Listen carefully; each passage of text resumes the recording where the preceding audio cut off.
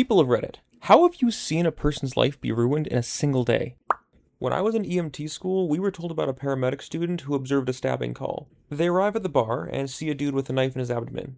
Medic student takes the lead and pulls the knife out. Something you never do, as I'm sure you know. Senior medic loses his fucking mind at this dumbass, asking him what the fuck he was thinking. Student freaks out and, you guessed it, puts the knife back in. The patient died as a result. Student lost any chance of having a good job, not even just in EMS, and was charged with the death of a patient. Might have even been manslaughter, I don't quite recall. His entire life was ruined because he freaked out and made a mistake on a call. Not a rookie mistake or a common slip-up, but in about half a minute, he ruined his life. Watched a kid get an underage alcohol violation. Wouldn't normally be a life ruiner, but he and I were both college students at a university that had been on the news a lot for the drinking and party culture.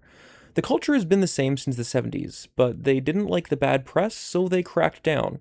Like 2 months before this happened, they instituted a new policy. It used to be that you would deal with the legal implications, then they would make you go to an alcohol education program, and you wouldn't be able to study abroad. Now, they suspend you for the rest of the semester, make you move out if you live on campus, and they cancel any financial aid the school is providing. I didn't know him well, but I do know that he, like me, had student loans, on top of a generous financial aid package. And because the aid program we were in, it's unlikely he could afford to come back without the financial aid package from the school. We were standing on a downtown corner watching the 4th of July parade when we saw the parents of one of the players on a soccer team I coached talk to someone and begin running like hell through the crowd with panic-stricken faces. Someone came to our door later and told us that Matt, their 10-year-old son, had jumped off a float to get some candy thrown by someone on another float and had tripped. The float he was on ran over his head. And we know how that goes. Our son was on the same float and hadn't gotten home yet. One of the most depressing moments of my life. The parents were never the same. The people on floats in our town never threw candy again. And I think of Matt every 4th of July. My next door neighbor of 10 years is pretty technically literate for her age, but she's old, and her husband is even older. Sometimes she gets in over her head and asks me to take a look at her computer or move some furniture. Last Wednesday, I walked out my front door to go get some beer around the corner before the incoming thunderstorm hit. As I was walking down the front steps, she comes out and says, "Are you busy?" I ask her what's up, and she says she's having some trouble with her computer and was wondering if I could take a look. I pointed up to the rapidly darkening sky and said, "Okay, let me just run to get some beer real quick, and I'll stop in when I get home." 20 minutes later, I knock on the door with a freshly opened beer in hand. She waves me in, and I walk over to her computer. So what seems to be the problem? She says something's wrong with her word processor, and she needs to write her husband's obituary. Her husband. I'd just talked to him the night before. My neighbor knocked on the front door early one morning. We'd never met. He introduced himself and wanted to let me know that there might be a lot of cars parked in front of the house, because all 3 of his children had passed in a car accident the night before. That one fucking hurts. The fact that he's still worried about your parking situation and the curiosity you may have, to me, speaks volumes about him as a person. Someone bake this guy a casserole or something. A guy that I worked with asked to have Friday night off as he was going out of town. Turns out, he went to go meet with an underage girl he met on Craigslist. That ended up actually being a giant police sting. He was arrested for soliciting a minor. That was probably 6 years ago, and last I heard he was still locked up. A girl in my class got caught with a thermos full of vodka. When the teacher caught her, she got sent to the principal's office. Well, when the principal asked her why she was drinking, the girl told him that she had been sleeping with the school's resource officer. Dude was a cop, stationed at a school, doing things with a 10th grader. Got dragged out of the school by officers that worked alongside him. At the court hearing, they found out he was with 2 more girls at the school. His wife and 2 kids were in the courtroom to support him, because he told them he was innocent. That kinda caved when one of the girls had a video of the 2 of them going at it. When I was about 9, a boy in my class was unalived by his mother before she unalived herself. I saw it on the news that night, only to learn it was him the next morning. We all got sat down in like 4th grade, and told to be extra nice to the one boy who was returning to school after being gone. I later found out that his dad had unalived his mother and himself in front of the boy. I have no idea how you come back from that, even if the other kids are nice for a few days, but kudos to our school for trying, I guess. When I was a kid, I lived in an apartment complex. One of the families had three young kids. One day, the parents needed to run some errands, so they hired a babysitter to watch the kids. The babysitter fell asleep, and one of the kids started playing with some matches. The parents came home to huge billowing clouds of smoke and fire coming from all the windows. All three kids and the babysitter didn't make it. They were only gone for about an hour. Not my personal experience, but a national news story. A van full of college students got into an accident, and most of them didn't make it. But one girl survived with major injuries. She had severe facial trauma and was hospitalized for weeks. She kept repeating another girl's name as she was recovering. Turns out, she was actually saying her own name. She and another similarly built, same hair and eye colored girl were mistakenly identified for each other in the aftermath of the crash. Her family had a funeral for her, and the other girl's family were the ones at her bedside before the misidentification was realized. I cannot even imagine the suffering of thinking your daughter was alive for weeks and then learning she hadn't been all along, or having a funeral for a child who was actually alive but you didn't know. And that poor girl whose family was never there while she was recovering. If she was lucid, that must have been horrible to not have your family around and just have these strangers. What a messed up situation all the way around. I work as a registered nurse in a hospital in Kentucky. A patient came in through the ER raising hell and yelling things like, "I don't want to donate my organs, this place sucks, screw all of you." He stomped out of the ER entrance, and a nurse's assistant followed him out in an attempt to calm him down. To which he brandished a .45 caliber and blew his own brains out in front of the young assistant. He died, organs could not be harvested, and she is in therapy. Like 7-ish years ago, a bunch of the crew chiefs at my guard base were out celebrating one of their own who got his associate's degree. They were all drinking, not a ton, and eventually went home. Except for one guy. He stayed and drank until last call. He decided to drive home. Hit a 20-year-old who was on his way to work at about 2 a.m. and turned him into a paraplegic. Our wing commander basically told him, plead guilty and go to jail with an administrative discharge, which would have allowed his family to keep some of his benefits. Or he could fight it and lose, cost his family tons of money, and get a dishonorable discharge. He pleaded guilty. When I was about 13, I was talking with my best friend at a playground on a hill. Suddenly, this lady comes racing down on her bike. She's not wearing a helmet, which was unfortunate because her bike slipped from underneath her and she goes flying, smacks her head into a corner, and I'm almost certain died instantly. Wear a helmet. The first one that pops to mind is one of my coworkers arriving at work sobbing hysterically. It took a while to calm her down to the point where we could understand anything she was saying. I thought she must have been robbed or something, but it turned out she just found love letters in her car from her mother to her husband. All I could think of is that if that were me, the last thing I would do is show up to work and tell everybody. And how do you recover from that? I mean, if my husband was just having an affair with a chick or another man, I'd just divorce him. But my mother? I can't even imagine. I still think about that. Poor girl, she was such a nice person and did not deserve that. I was a surgical intern, and there was a fourth-year med student, just 1 year behind me, on our general surgery team as an acting intern. Dude was an all-American in every sense. Extremely bright, tall, and good-looking, charming to talk to, class president, etc. He was literally like Captain America, Steve Rogers incarnate.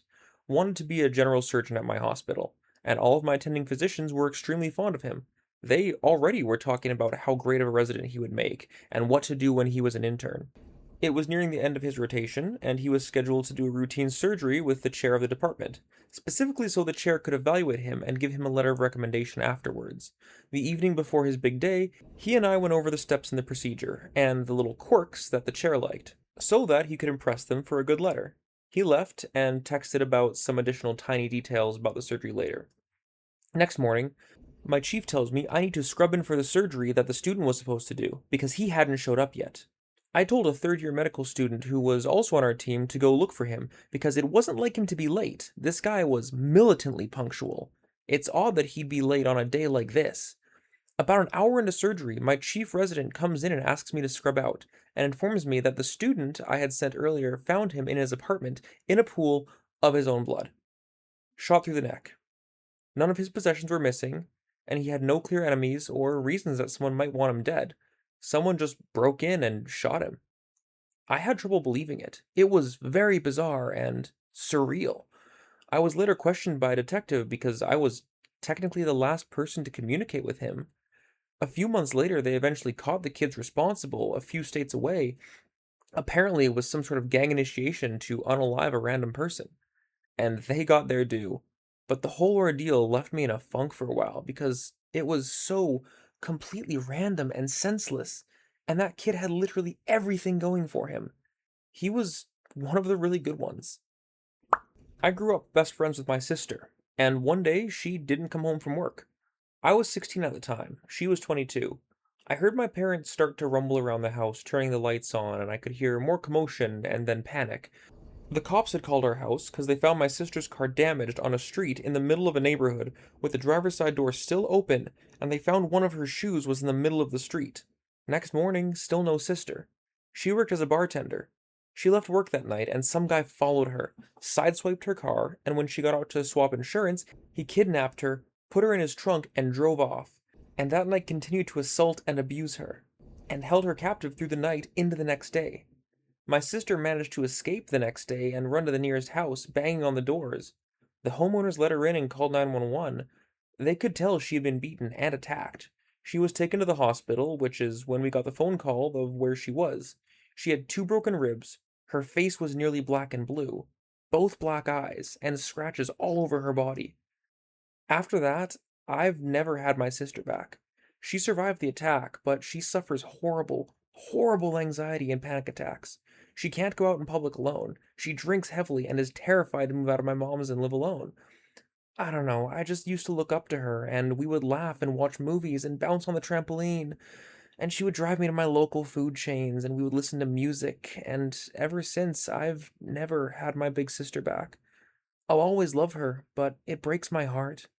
In one day, her life changed for the worst. A really nice man who owned a gaming cafe here.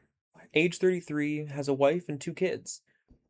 I know him. I used to frequent his place a lot, and one early morning I was going to his place to just play and stuff. The place was not even open that morning, and his business partner was walking around asking where he'd gone. I told him that I hadn't seen him that day. Turns out that his house was hit by a fucking missile. I live in Syria, so this is more common to me than most other people on this planet, but damn! His home was burned and he and his children were killed. Worst part, his wife, a college professor, from what I was told, went to work that day before the missile hit. She was in the university when she lost her husband, her children, and her home. Everything she had gone in just one lovely Mediterranean morning. I don't know much about her, but I just hope she's alright these days. Coworker was caught stealing and got fired. He went home and told his wife, and apparently she had had enough of him and left. Took the kids. Police found him the next morning in the woods, deceased. I saw a man's life just crumble in less than 24 hours. All because he wanted to steal maybe $100,000 in precious metals from a cushy federal government job.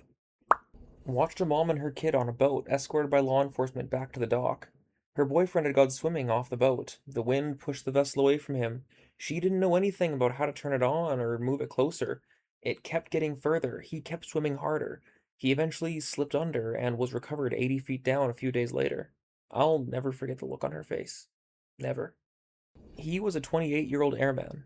Peak health. Wear a life jacket, people. You are not stronger than Mother Nature, and don't leave the boat without someone who can safely drive it. I used to work the front desk of HR for a big hospital. There was a cute elderly gentleman who had been hired for the janitorial staff. I onboarded him and remembered how sweet, kind, and appreciative he was all the time. One day, a few months into the job, he came to the front desk and looked completely different. His light spirit was gone and had been replaced by something much, much darker.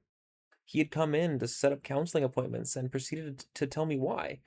He was on the job when he received a call that a patient had fallen and needed to go to where they had fallen to clean it up. That was it. Of course, he didn't realize until he arrived at the scene that the patient had jumped from the top floor of a 5-story garage building.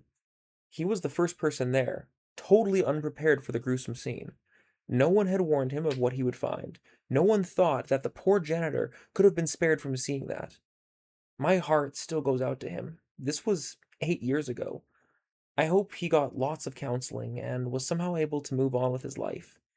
He didn't have to say much for me to understand how deeply traumatized he was. Poor soul. One day, my junior year in high school, back in the 80s, I came downstairs on a Saturday morning and my mom asked me, "Do you know Bob?" I said, "Yeah, I sit right next to him in English." She turned the local newspaper around and there was Bob on the front page, in handcuffs. He had murdered his dad and tried to cover it up. Apparently, his dad had been R-ing him for years, and Bob finally had enough. Shot his dad in the head with a .22 caliber while he slept. Fortunately, the courts were lenient. They gave him a new identity, moved him out to somewhere in the Midwest, and gave him counseling. I guess this one day ruined his dad's life, and in a way saved his own. I saw him on Facebook a couple years ago. He's using his real name, is married with kids, and working as a driver for one of the big parcel delivery services. I'm so glad his life turned out pretty normal. Alright guys, we're gonna leave it at that today. I hope you enjoyed this video, as dark as these stories may have been. I'm ReddList. I hope the rest of your day goes well. Take care of yourself, stay safe out there, and I will see you next time.